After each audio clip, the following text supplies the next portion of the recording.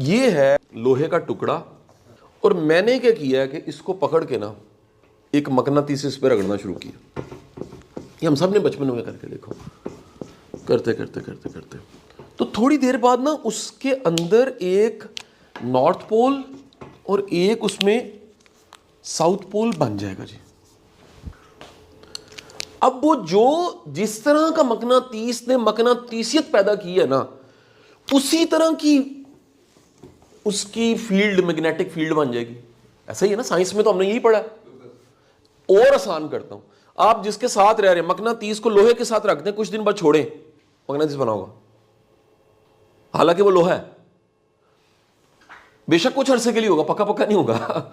इसी तरह जो चीज, अब जरा एक लम्हे के लिए समझिएगा, ये जो वर्ड, ये लोहे का बार मैंने बनाया ना, इसको बार ना कहें आप, इसको मैं समझाने के लिए कह रहा हूं, इसको माइंड कह लें आप। मैं समझाने के लिए सिर्फ कह रहा हूं, माइंड, ये आपका माइंड है। और वो जो बार बार चीज ऊपर चली है ना, रगड़ी आपने, वो सोच थी। तो जिस सोच को आपने माइंड में बार बार चलाया है ना, उसी की मकनातीसियत आपने पैदा हो जानी है।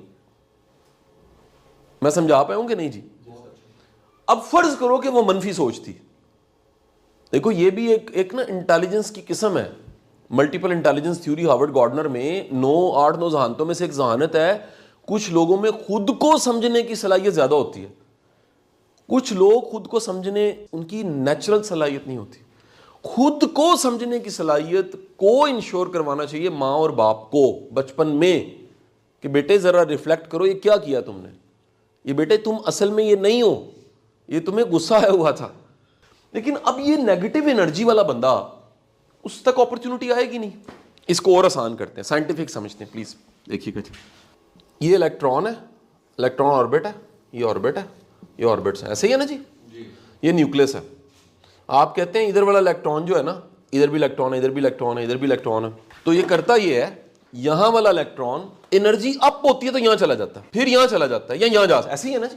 अगर आपकी एनर्जी ट्यून्ड ही नेगेटिव में, मैं समझाने के लिए सिर्फ कह रहा हूं, और अपॉर्चुनिटी यहां पड़ी हुई है कहीं, सर आप टकरे मार लें इस जगह पे, आपका दिमाग पिट पिट के खप जाए, वो 3 तस्वीर पढ़े आप दिमाग में, गिला शिकवा शिकायत, ऐ को काम में जड़ा मैंने दिता है। सर दुनिया का हर बंदा छोटा काम करके बड़ा हुआ है। देखें कि बंदा जो है जिसमें ईगो नहीं है वो तो अच्छे तरीके से काम करेगा, जिसमें ईगो है वो डंग टपाएगा। हर वो बंदा जो डंग टपा रहा है ना, उसमें प्रॉब्लम कहीं ना कहीं होती है। तो अपॉर्चुनिटी ऊपर पड़ी है, तरक्की ऊपर पड़ी है, मैंने नहीं अपॉर्चुनिटी देनी, वो स्टक बंदे ने अपने आप को जंप करना था।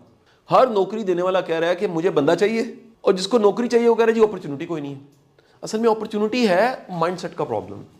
वो बंदा जिसकी नौकरी खत्म होगी, कुदरत का निज़ाम है, रिस्क कोई नहीं रोक सकता। अल्लाह ने रिस्क का वादा किया। देखिए वो रिस्क तो आज भी लंगर में को लग के दाता साहब से खा ही रहा है ना, रिस्क नहीं रुकता। उसकी जो बरकतें और जो वुसअतें और नस्लों में जो जा सकता है ना, वो आप रोक देते। वो हमारे बड़े प्यारे दोस्त हैं हकीम तारिक अफगरी साहब, बड़े मेरा बड़ा प्यार है उनसे।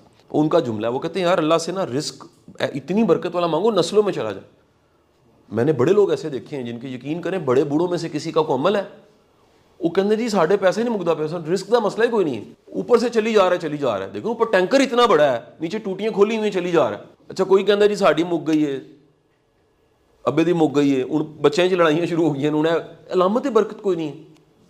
कोई ऐसी जरूर गलती है, और वो गलती की गुनाह नहीं होता, असी भी बड़ा जुल्म किया इंडो पाक चंद गुनाह वाली चीज़ों जो वो सोच गुनाह होता है यार। इतना मतलब मालूम भी नहीं याद, तुम्हारी सोच ही नेगेटिव है, और अमाल तुम खड़ा कर लो पहाड़ जितना, फायदा कोई नहीं है, बेस ही गलत है। तो ये यहाँ कंक्लूड हो जाती बात।